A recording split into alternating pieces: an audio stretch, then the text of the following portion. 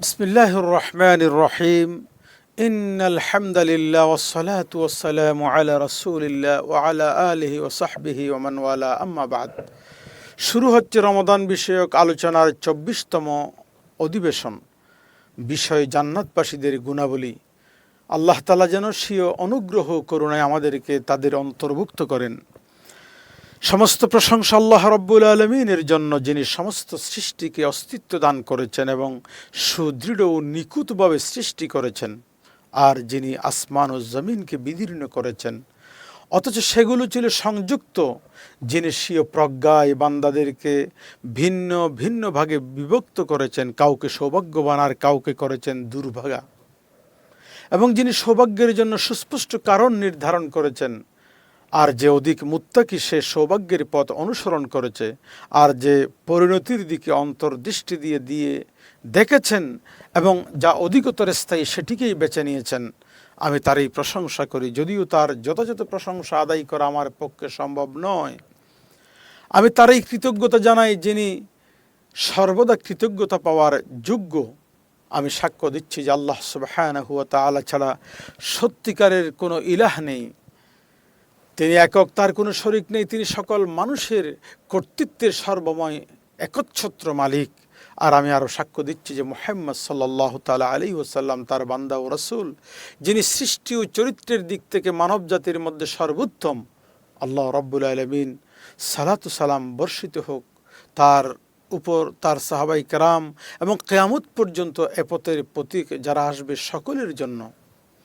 প্রিয় ভাইয়েরা আমার, আপনারা জান্নাতের বর্ণনা, তার অফুরন্ত নেয়ামত সমূহ এবং সেখানে বিরাজমান আনন্দ উল্লাস পরম সুখের কথা শুনেছেন। আল্লাহর কসম, জান্নাত এমন এক মহান গন্তব্য, এমন এক মহান ঠিকানা, যার জন্য আমলকারীরা আমল করার দাবি রাখে, আর প্রতিযোগীরা প্রতিযোগিতায় অবতীর্ণ হতে পারে এবং মানুষ তুচ্ছ ও নশ্বর বিষয় ত্যাগ করে তার অনুসন্ধানে নিজের জীবন উৎসর্গ করতে পারে।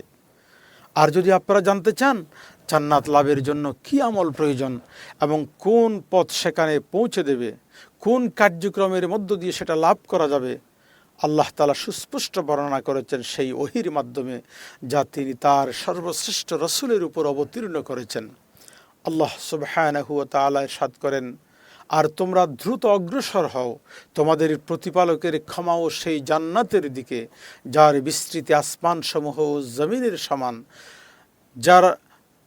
যা প্রস্তুত করা হয়েছে মুত্তাকিদের জন্য, যারা সচ্ছল ও অসচ্ছল অবস্থায় আল্লাহর পথে ব্যয় করে, যারা ক্রোধ সংবরণ করে, মানুষের প্রতি ক্ষমাশীল হয়, আর যারা সৎকর্মশীলদের ভালোবাসেন, আর যারা কোনো অশ্লীল কাজে লিপ্ত হয় না, নিজের প্রতি জুলুম করলে আল্লাহকে স্মরণ করে, নিজেদের গুনাহের জন্য ক্ষমা প্রার্থনা করে মহান রবের দরবারে, আল্লাহ ছাড়া আর কে গুনাহ ক্ষমা করবে, এবং তারা যা করে ফেলে জেনে বুঝে তারা পুনরায় করতে থাকে না।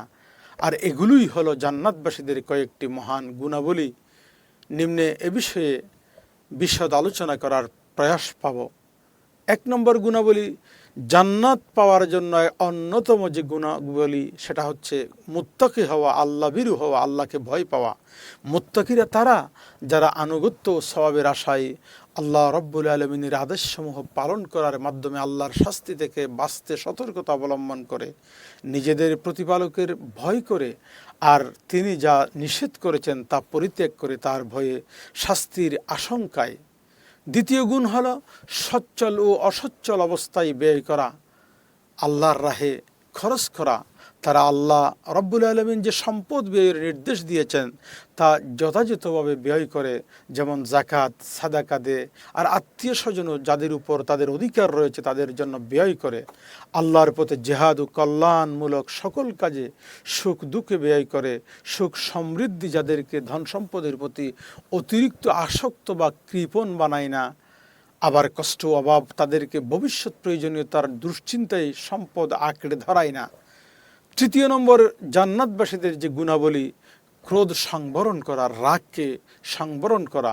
তারা যখন ক্রোধ হয়, মনের জগতে কোনো ধরনের গুসা, তখন নিজেদের রাগ সংযত রাখে এবং ক্রোধের বশে তারা সীমালঙ্ঘন করে না, কারো প্রতি বিদ্বেষ পোষণ করে না। চতুর্থ নম্বর গুণ হচ্ছে মানুষের প্রতি ক্ষমাশীল হয়। যারা জান্নাতবাসী তারা সবসময় মানুষকে ক্ষমার মানসিকতা রাখে, তারা তাদের প্রতি জুলুমকারী অত্যাচারকারীকেও ক্ষমা করে দেয়। ক্ষমতা থাকা সত্ত্বেও নিজের জন্য প্রতিশোধ গ্রহণ করে না। আল্লাহ রাব্বুল আলামিন ইরশাদ করেন, আর আল্লাহ সৎকর্মশীলদের ভালোবাসেন। এই দিকে ইঙ্গিত করে যে ক্ষমা তখনই প্রশংসনীয় যখন তা ইহসান ও কল্যাণের ভিত্তিতে হয় এবং যথাস্থানে প্রয়োগ হয়ে সংশোধনের কারণ হয়। কিন্তু যে ক্ষমার ফলে অত্যাচারীর অপরাধ আরও বেড়ে যায়, সে ক্ষমা প্রশংসিতও নয়, সওয়াবের কারণও নয়। আল্লাহ তাআলা বলেন যে ক্ষমা করে দেয় এবং আপোষ নিষ্পত্তি করে, তার প্রতিদান আল্লাহর কাছে অনেক বেশি। পঞ্চম গুণ হলো অশ্লীলতা বা জুলুমের পর তাকওয়া ও ক্ষমা প্রার্থনা। জান্নাতবাসীদের এটি একটি গুরুত্বপূর্ণ অন্যতম অভ্যাস। অশ্লীল কাজ বলতে বোঝানো হয় বড় গুনাহসমূহ, যেমন অন্যায়ভাবে কাউকে হত্যা, পিতামাতার অবাধ্যতা, সুদ ভক্ষণ, ইয়াতিমের সম্পদ ভক্ষণ, যুদ্ধক্ষেত্রে থেকে পলায়ন, ব্যভিচার, চুরি ইত্যাদি। আর নিজের প্রতি জুলুমের মধ্যে ছোট ও বড় উভয় ধরনের গুনাহই অন্তর্ভুক্ত। তারা যখন এ ধরনের কোনো কাজ করে ফেলে, তখন যার অবাধ্যতা তারা করেছে তার মহত্বকে স্মরণ করে ভীত হয় শাস্তি থেকে, আর স্মরণ করে তার ক্ষমা ও দয়ার কথা আশা নিয়ে ছুটে যায় ক্ষমার পথে, এবং তা গুনাহ আড়াল ও শাস্তি থেকে নিষ্কৃতি পাওয়ার আশায় নিজেদের গুনাহের জন্য ক্ষমা প্রার্থনা করে তাদের রবের কাছে। আল্লাহ রাব্বুল আলামিন এ বিষয়ে বলেন, আল্লাহ ছাড়া আর কে আছে গুনাহ ক্ষমা করতে পারে? এই কথার এই প্রমাণ যে তারা আল্লাহ রাব্বুল আলামিন ছাড়া কারো কাছে ক্ষমা চায় না, কারণ তিনিই ক্ষমা করার একমাত্র অধিকার রাখেন। ষষ্ঠতম জান্নাতবাসীদের একটি বৈশিষ্ট্য হচ্ছে গুনাহে অবিচল না থাকা।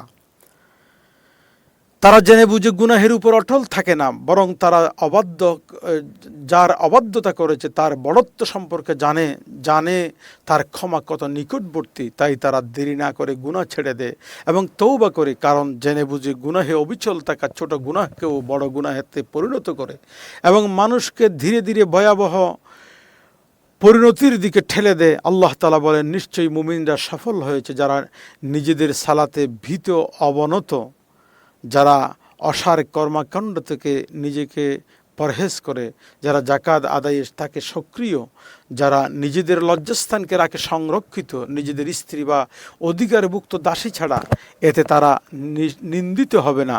অতঃপর কেউ এদেরকে ছাড়া অন্যকে কামনা করলে তারাই হবে সীমা লঙ্ঘনকারী। আর যারা রক্ষা করে নিজেদের আমানত ও প্রতিশ্রুতি, আর যারা নিজেদের সালাতে থাকে যত্নবান, তারাই হলো সেই ওয়ারিস যারা অধিকারী হবে জান্নাতুল ফিরদৌসের, যাতে তারা হবে চিরস্থায়ী। এই মহিমান্বিত আয়াতসমূহে আল্লাহ তাআলা জান্নাতবাসীদের বহু গুণাবলী একত্রে তুলনা করেছেন, তুলে ধরেছেন, উল্লেখ করেছেন। প্রথম গুণ, মুমিন হতে হবে। যারা আল্লাহর প্রতি পূর্ণ ঈমানদার, সেসব বিষয় ঈমান আনা বাধ্যতামূলক, যার সব কিছুতেই বিশ্বাস স্থাপন করে, যেমন ফেরেশতাগণ, কিতাবসমূহ, রসুলগণ, কিয়ামত, আখিরাত, তাকদীরের ভালো মন্দের উপর এমনভাবে ঈমান আনে যা স্বীকৃত এবং কথায় ও কাজে আনুগত্যের দাবি রাখে। দ্বিতীয় গুণ হচ্ছে সালাতে ভীত অবনত হওয়া।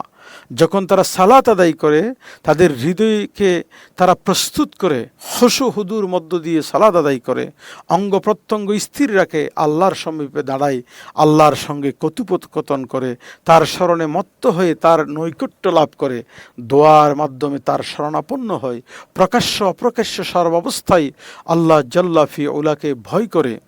তৃতীয় নম্বর গুণ হচ্ছে নিরর্থক বিষয় থেকে বিরত থাকে। নিরর্থক কথাবার্তা, কাজ কারবার, কোনোটার মধ্যে কল্যাণ নেই। সুতরাং এই জাতীয় কাজ থেকে নিজেকে রক্ষা করে দৃঢ় সংকল্প ও প্রগাঢ় সংযমের মাধ্যমে তারা নিজেদের মূল্যবান সময় অপচয় করে না, যাতে দুনিয়া ও আখিরাতের কল্যাণ নিহিত রয়েছে তাতে সময় ব্যয় করে। যেমনিভাবে তারা খুশুর সঙ্গে সালাত সংরক্ষণ করে, তেমনি তারা নিজেদের সময়ও হেফাজত করেছে অপচয় থেকে। আর যখন নিরর্থক বিষয় থেকে মুখ ফিরিয়ে রাখা তাদের গুণের অন্তর্ভুক্ত, তবে যা ক্ষতিকর তা থেকে বিরত থাকা তো আরও বেশি অপরিহার্য। চতুর্থতম গুণ হচ্ছে জাকাত দেওয়া। জাকাত দ্বারা উদ্দেশ্য হতে পারে সম্পদের উপর ফরজ নির্ধারিত অংশ, আর এর দ্বারা এমন সকল কথাও কাজও বুঝাতে পারে যার মাধ্যমে আত্মা পরিশুদ্ধ হয়। পঞ্চমত লজ্জাস্থান হেফাজত। তারা নিজেদের লজ্জাস্থান হেফাজত করে ব্যভিচার সমকামিতা থেকে নিজেকে রক্ষা করে, কারণ আল্লাহর অবাধ্যতা ও নৈতিকতা সামাজিক অবক্ষয় থেকে নিজেকে রক্ষা করা একটা অন্যতম মুমিনদের বৈশিষ্ট্য। লজ্জাস্থান হেফাজতের অর্থ আরও ব্যাপক হতে পারে, এতে দৃষ্টি ও স্পর্শের হেফাজত অন্তর্ভুক্ত। আল্লাহ রাব্বুল আলামিনের বক্তব্য তারা এতে নিন্দিত নয়। এদিকে ইঙ্গিত করে যে এ কাজ করলে মানুষ তিরস্কৃত হবে, তবে স্ত্রী কিংবা অধিকারভুক্ত দাসীদের ক্ষেত্রে জৈবিক চাহিদা পূরণ ও বংশবিস্তার সহ অন্যান্য কল্যাণের কারণে এতে কোনো অসুবিধা নেই। আল্লাহ রাব্বুল আলামিনের বাণী, অতঃপর কেউ এদেরকে ছাড়া অন্যকে কামনা করলে তারা সীমালঙ্ঘনকারী। এর ব্যাপকতায় হস্তমৌত নিষিদ্ধ হওয়ার প্রমাণ নিহিত রয়েছে, কেননা এটি স্ত্রী ও অধিকারভুক্ত দাসীদের ছাড়া অন্যত্র চর্চিত হয়। ষষ্ঠ গুণ আমানত ও অঙ্গীকার রাখা। আমানত হলো সেসব বিষয়, কথা, কাজ কিংবা সম্পদ যা মানুষের কাছে গচ্ছিত রাখা হয়। কেউ যদি আপনাকে কোনো গোপন কথা বলে, সে কথা রক্ষা করতে হবে আমানতদারিতার সাথে। কেউ যদি আপনার সামনে এমন কিছু করে যা প্রকাশ করতে চায় না, তাতেও আপনি আমানতদার। কেউ যদি সম্পদ রক্ষণের জন্য সংরক্ষণের ক্ষেত্রে আপনার হাতে দেয়, সেটিও আমানত হিসেবে গ্রহণ করতে হবে, রাখতে হবে, রক্ষা করতে হবে। আর অঙ্গীকার হলো যা মানুষের অন্যের জন্য, আল্লাহর জন্য, নিজেদের জন্য বাধ্য করে, যেমন আল্লাহর জন্য মানত করা, মানুষের পারস্পরিক চুক্তি। জান্নাতবাসীরা আল্লাহর সঙ্গে, নিজেদের মধ্যে, সৃষ্টির সঙ্গে সকল আমানত অঙ্গীকার যথাযথভাবে রক্ষা করে। এর মধ্যে বৈধ চুক্তি ও শর্ত পূরণ অন্তর্ভুক্ত। সপ্তম গুণ সালাত সংরক্ষণ করা। তারা সালাত সংরক্ষণ করে যত্নবান হয়। সালাত নষ্ট করা, অবহেলা করে দূরে থাকা, নির্ধারিত সময়ে পূর্ব শর্তাবলী, রুকন, ওয়াজিব সহ সর্বোত্তমভাবে সালাত আদায় করা, যেগুলো আমরা এখানে উল্লেখ করেছি। এছাড়াও আল্লাহর কোরআনে বিভিন্ন স্থানে জান্নাতবাসীদের জন্য আরও বহু গুণের কথা উল্লেখ করা হয়েছে। এসবই তিনি বর্ণনা করেছেন, যাতে তারা জান্নাতের পথ পেতে চায়, তারা এই সমস্ত গুণকে নিজের জন্য সজ্জিত করে। রাসূল সাল্লাল্লাহু আলাইহি ওয়াসাল্লামের হাদিসেও এ বিষয়ে অনেক বর্ণনা পাওয়া যায়। যে ব্যক্তি জ্ঞান অন্বেষণে কোনো পথে অগ্রসর হল, আল্লাহ তাআলা তার জন্য জান্নাতের পথ সহজ করে দেন। আর তিনি আরও বলেন, আমি কি তোমাদের জন্য এমন কথা বলবো না যার মাধ্যমে আল্লাহ গুনাহ মুছে দেন, মর্যাদা বৃদ্ধি করেন? তারা বলবেন, কেন নয় হে আল্লাহর রাসূল? রাসূল সাল্লাল্লাহু আলাইহি ওয়াসাল্লাম বললেন, কষ্ট সত্ত্বেও পূর্ণভাবে ওযু করা, মসজিদের দিকে অধিক পদচারণা করা এবং সালাতের পর আরেক সালাতের অপেক্ষায় থাকা। ইবনে উমর রাদিয়াল্লাহু থেকে বর্ণিত, রাসূল সাল্লাল্লাহু আলাইহি ওয়াসাল্লাম বলেছেন, যে ব্যক্তি যথাযথভাবে ওযু করে তারপর শাহাদাত পাঠ করে, আশহাদু আল্লা ইলাহা ইল্লাল্লাহ ওয়াহদাহু লা শারীকা লাহু ওয়া আশহাদু আন্না মুহাম্মাদান আবদুহু ওয়া রাসূলুহু, আমি সাক্ষ্য দিচ্ছি আল্লাহ ছাড়া কোনো সত্য ইলাহ নেই, তিনি এক, তার কোনো শরীক নেই। আমি আরও সাক্ষ্য দিচ্ছি যে মুহাম্মদ সাল্লাল্লাহু আলাইহি ওয়াসাল্লাম আল্লাহর বান্দা ও রাসূল।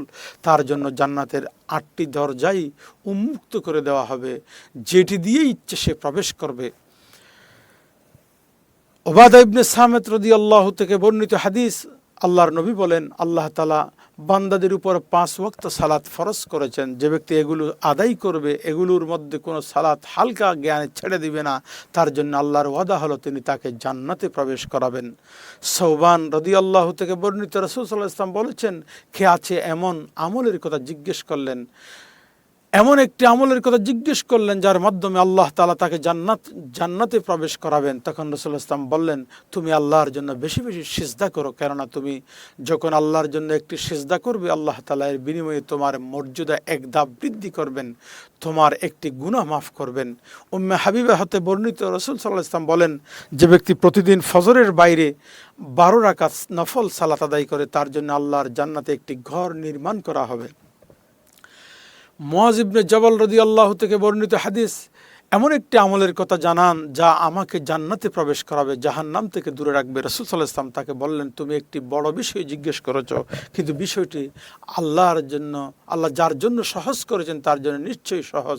তুমি আল্লাহর ইবাদত করবে, সাথে সাথে শরীক করবে না আল্লাহর সাথে কাউকে, সালাত প্রতিষ্ঠা করবে, যাকাত দিবে, রমাদানের রোজা রাখবে, বাইতুল্লাহর হজ করবে, এবং সব শেষে যেটা বলতে চাই, আইয়ুহাল আহিব্বা, প্রিয় ভাইয়েরা, এগুলো রসুল সাল্লাল্লাহু আলাইহি ওয়াসাল্লাম একগুচ্ছ হাদিস। যারা জান্নাতে যেতে চায় তাদের জন্য জান্নাতি মানুষের আমলের বিশদ বর্ণনা। আমরা আল্লাহর কাছে প্রার্থনা করি তিনি যেন আমাদের সবাইকে এ পথের প্রতীক বানায়, এ পথ যেন আমাদের জন্য সহজ করে দেন। নিশ্চয়ই তিনি দয়ালু, অতি মহান। আল্লাহ রব্বুল আলামিন তার হাবিবের উপর, সাহাবায়ে কেরামদের উপর এবং এ পথের প্রতীক সকলের উপর রহম করুন। আজকের মতো এখানেই শেষ করছি। আগামী পর্বে আমাদের সাথে থাকবেন এ আশাবাদ ব্যক্ত করে আজকের প্রোগ্রাম এখানে শেষ করলাম। মা আসসালামা, আসসালামু আলাইকুম ওয়া রাহমাতুল্লাহি তাআলা ওয়া বারাকাতুহু।